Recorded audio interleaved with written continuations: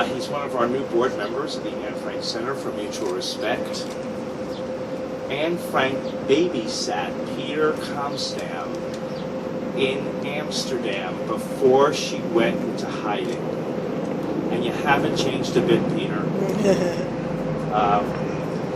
Peter wrote a magnificent book. Peter, like Monica Smith, Anne Frank's cousin, has a heart as big as the World Trade Center, and with that heart carries forth the legacy of Anne Frank. So without further ado, please help me welcome the man whom Anne Frank babysat when he was 6 years old in Amsterdam, joining us from Sarasota, Florida, with his wonderful wife, Susan. Hi, Susan. Hello. Ladies and gentlemen, Peter Kamstam.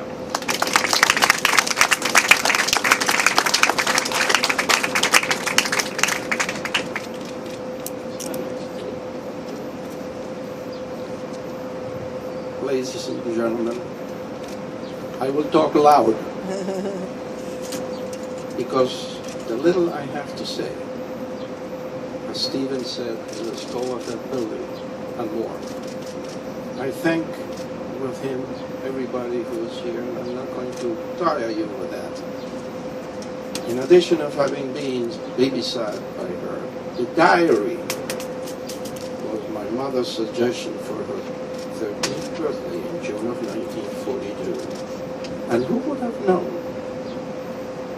in those days that that would be one of the top sellers, and if I understand it correctly, more than the Bible. My name is Peter Kamstam, and I'm a Holocaust survivor.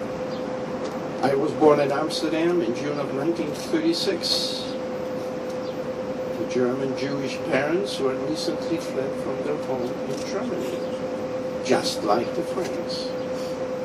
By chance, her apartment was located 2 doors away from the Otto Frank apartment. Having had similar backgrounds in Germany and both being devout rich players, my parents and the Franks became good friends. The youngest daughter, Anne, and my mother hit it off immediately. They both had outgoing personalities and similar tastes, being theater, music, writing, especially Anne, fashion, cosmetics, and movie stars. I stand here in awe on this hollow ground that saw the death of 3,500 people for no other reason than being of all religions and Americans. That is the tower, as Stephen said, to remind us. And I take this opportunity of thanking Stephen for being a phenomenal, outstanding, humble, executive director with a vision that will propel us educationally, not politically, into the future. As I stand here watching this sap tree, I planted one 2 years ago, honored, for those of you who may know, Yad Vashem in Jerusalem. And this is the second time I've been honored to be here for a tree of Anne Frank. As Solomon would have said, and I paraphrase, who knows where this is going to bloom to. I thank the consul for being here with his charming wife, who I've never met before. And our street Merwede Plain, if you know where that is, in Amsterdam Zuid, is being written about as we speak by a historian who used to work with Anne Frank House.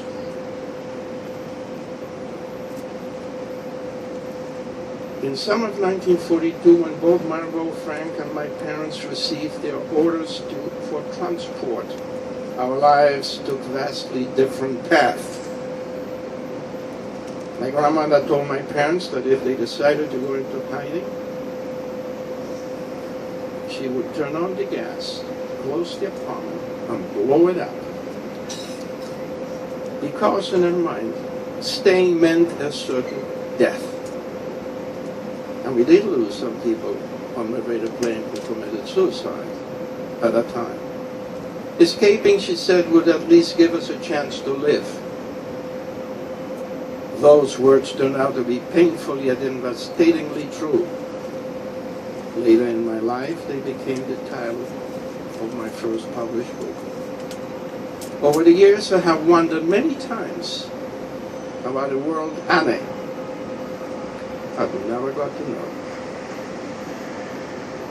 I have mourned not just her loss and the loss of her family, but the world's loss.